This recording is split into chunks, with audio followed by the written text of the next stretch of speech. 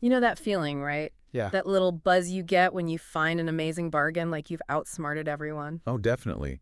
Or maybe just that quiet satisfaction, knowing you waited and got the perfect price. Exactly.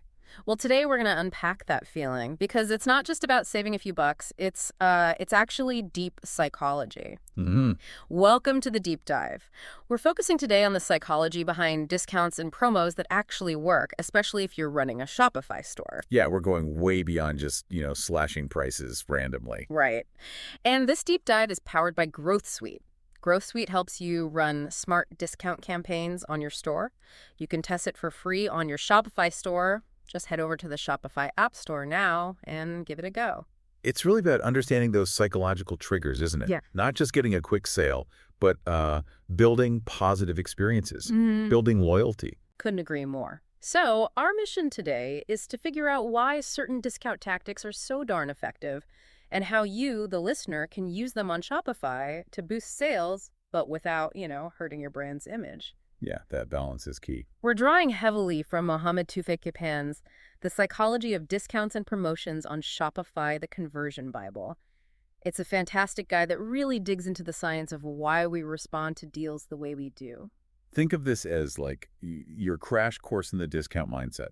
We'll cover how brains react to deals, price anchoring, which is huge specific strategies, Shopify implementation, and like you said, keeping that brand perception intact. Perfect.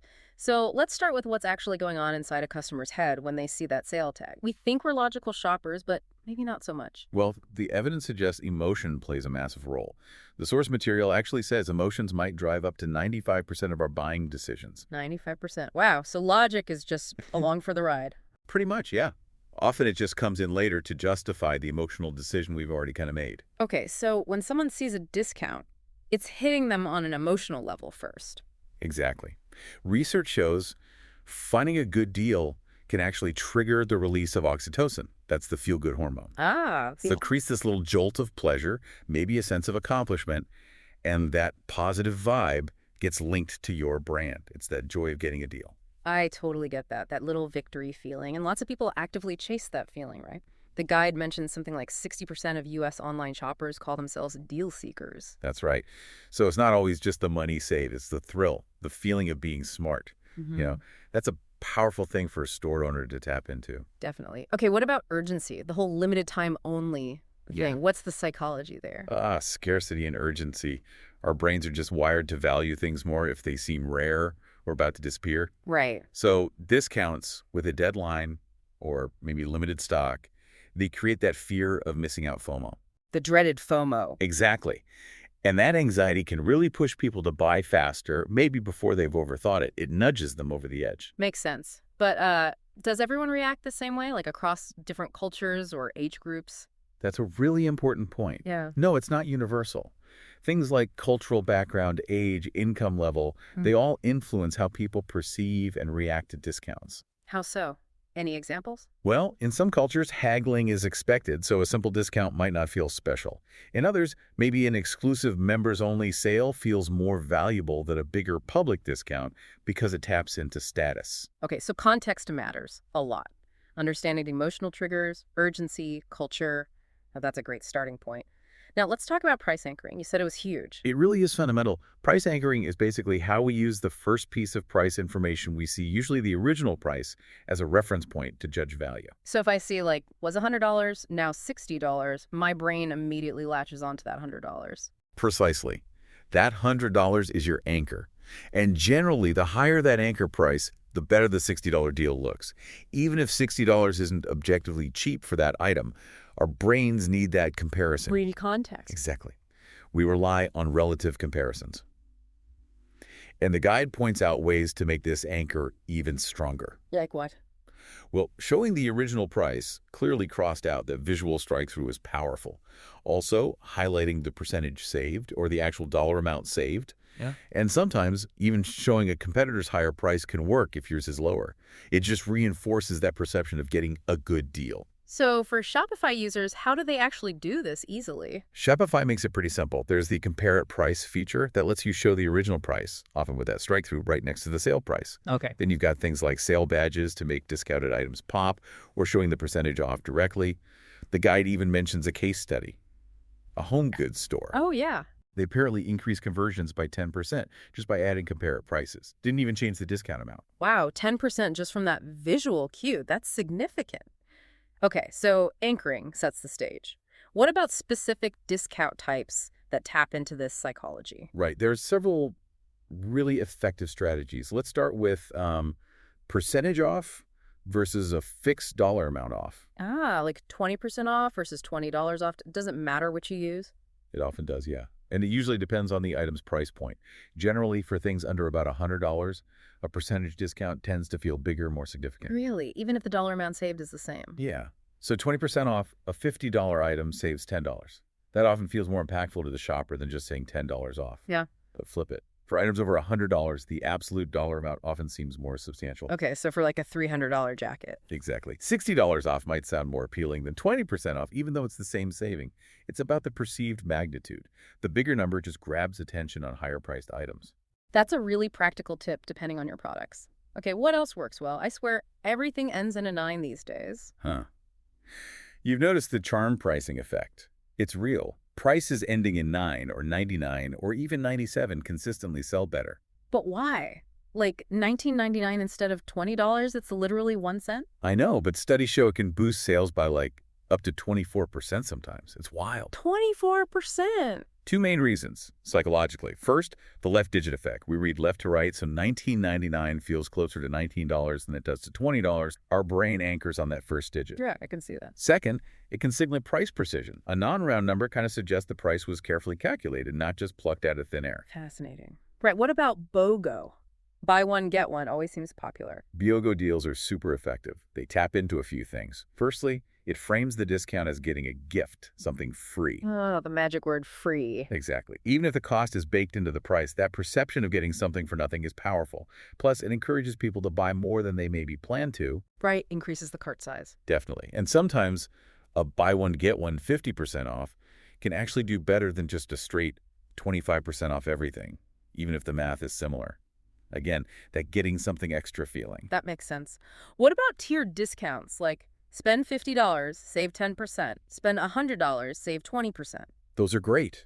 They leverage something called the goal gradient effect. Goal gradient. Yeah, basically, the closer we get to achieving a goal, in this case, the next discount level, the more motivated we become to reach it. So people will actually add more stuff to their cart just to hit that next tier. Very often, yes. Yeah. It turns shopping into a bit of a mini game. You see the next reward, and you stretch to get it. Great for increasing average order value. Like trying to hit the free shipping threshold. Exactly the same psychology. Yeah. Speaking of which, limited time offers. We touched on urgency, but how effective are they really? Yeah, those countdown timers you see everywhere now. They work. Clearly stating a deadline triggers that scarcity principle, the FOMO we mentioned. Adding a visual countdown timer on the page can really amplify that. Some studies show it can boost conversion rates by up to 9%. 9% just from a timer. Okay.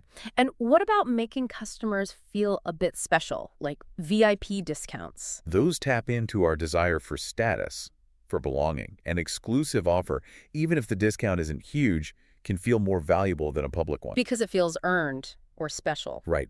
You can do this with member-only pricing, early access to sales, special codes for loyal customers. It makes people feel valued. Okay, lots of specific tactics there. And going back to free shipping, you mentioned people add items to get it. It seems like a huge deal for online shoppers. It's massive. People hate paying for shipping, like disproportionately hate it.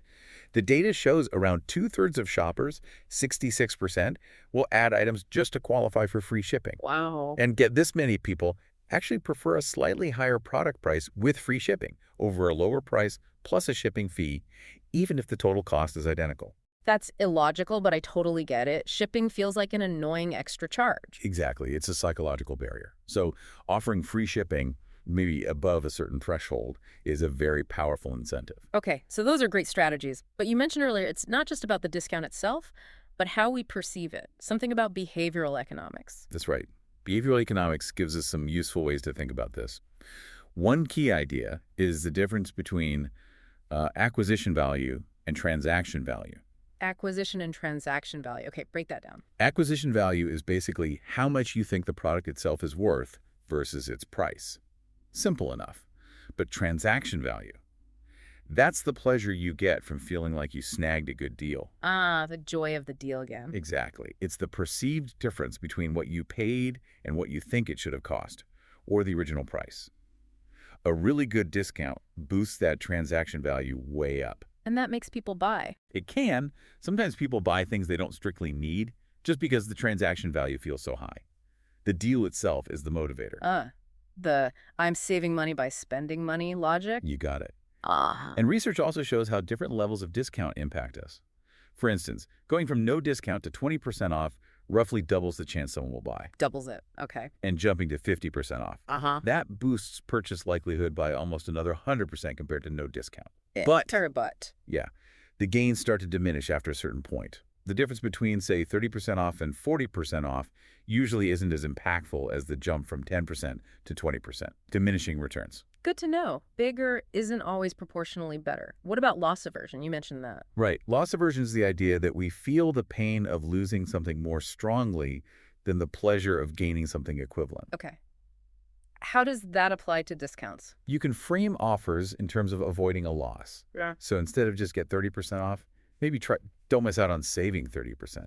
That missing out part can be more motivating for some people. Highlighting the potential loss makes sense. And the endowment effect. That's our tendency to value something more once we feel like we own it or are entitled to it. With discounts, it helps explain why limited time offers work. Once you've mentally claimed that discount, letting it expire feels like losing something you already had. Ah, okay. That anticipated gain becomes something you don't want to lose. Precisely. And one more from behavioral economics. Hyperbolic discounting. Sounds fancy. Yeah. It just means we strongly prefer immediate rewards over bigger rewards that are delayed. Like, I'd rather have $10 now than $15 next week. Basically, yes. For discounts, it means instant discounts applied right at checkout are usually way more effective at driving sales now than things like mail-in rebates or even loyalty points for future purchases. Even if the future reward is technically bigger, we want the payoff immediately. Instant gratification wins. Okay, this is all fascinating theory, but let's get practical for the Shopify store owners listening. How do they actually use these principles on the platform? Well, Shopify has quite a few built-in tools. You can set up automatic discounts. They just apply at checkout, super easy for the customer. Less friction. Exactly. Yeah. Or you can generate specific discount codes. Those are great for targeted campaigns, email lists, VIPs, makes it feel more exclusive. Right. The platform also directly supports BOGO deals and various shipping discount rules. The key is matching the tool to your psychological goal. Automatic for ease, codes for exclusivity, maybe. And where should these discounts actually appear on the store? Does placement matter? Oh, absolutely. Visibility is key. Homepage banners are great for broad awareness of a current sale. Product pages are crucial. That's where you show the comparative price, the savings, maybe that countdown timer. Really leverage the anchoring. Okay. The shopping cart page is another spot. Remind them of savings, maybe nudge them towards that free shipping threshold, and even during checkout, reinforcing the value. Some eye-tracking studies even suggest the top right of a product page gets a lot of attention for promo info. Top right. Good tip. What about mobile? So much shopping happens on phones now. Super important consideration. Discounts need to be clear, easy to see, no awkward scrolling needed. Use contrasting colors for sale badges so they stand out on small screens. Right. And if you use countdown timers, make sure they don't block the add to cart or checkout buttons on mobile. That'd be counterproductive. Definitely don't want that. How about email? Can we use email to boost these discount strategies? Absolutely. Email and discounts are a powerful combo. Think abandoned cart email sending one with a small time-limited discount can recover a lot of lost sales. Oh, yeah, those can work. Personalization is huge, too. Offering discounts based on past purchases or browsing history makes the offer feel relevant, not random. That increases conversion. Makes sense. Tailor the offer. And post-purchase emails. Offer a discount on a related item. Great way to encourage repeat business. Okay, reaching the right person, right time, right offer. Oh. But let's talk about the danger zone. How do we avoid just constantly discounting and making our brand look cheap? That's the balancing act, isn't it? It's a real risk. If you're always on sale, you train customers to only buy on sale. It devalues your products and your brand overall. People start waiting for the next discount. So how do we prevent that? What are the practical steps?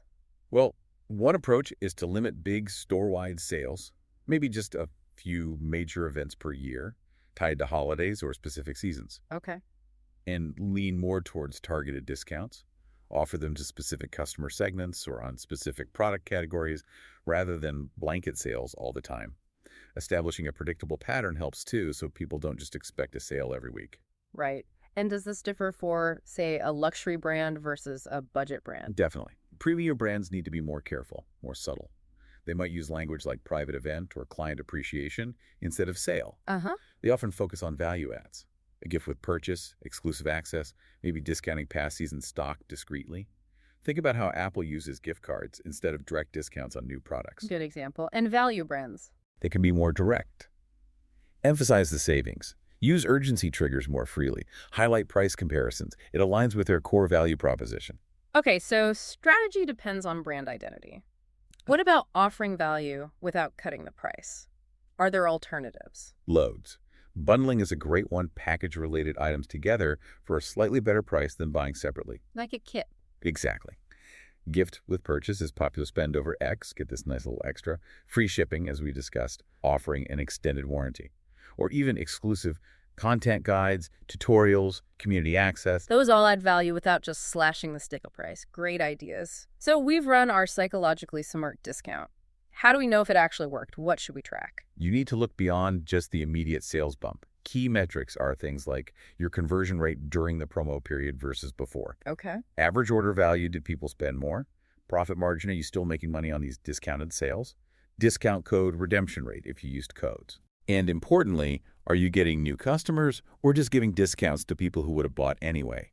Look at customer lifetime value too. Do these discount shoppers stick around? Right. It's about sustainable growth, not just a one-off spike. Right. And testing. I assume we should be testing different approaches. Absolutely crucial. A/B testing is your friend here. Test percentage off versus dollar off for the same value. Try different urgency messages. Test different spending tiers. Test the visual presentation. How does the offer look on the page? Even test the wording in your emails or ads. Use Shopify Analytics, Google Analytics.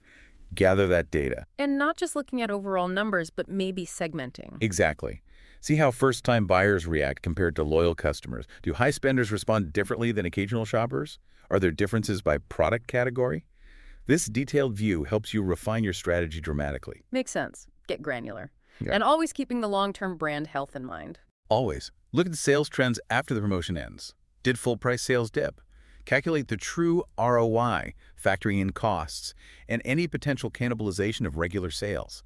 It's about the big picture. This has been incredibly useful. So much to think about beyond just 10% off. Any final thoughts or key takeaways for Shopify owners listening? I'd say the main thing is, yes, discount psychology is powerful, but use it thoughtfully, ethically, and make sure it aligns with your brand. Really try to understand why your customers respond, keep testing, and always focus on building trust and offering real value in the long run. Don't just chase the quick discount sale. Strategic, customer-focused, and value-driven. Sounds like a winning approach. This has been fantastic. Thank you. My pleasure. And remember, this deep dive was powered by Growth Suite. Growth Suite helps you to run smart discount campaigns on your store. You can test it for free on your Shopify store. Just land on the Shopify App Store now and test it for free. Thanks for tuning in.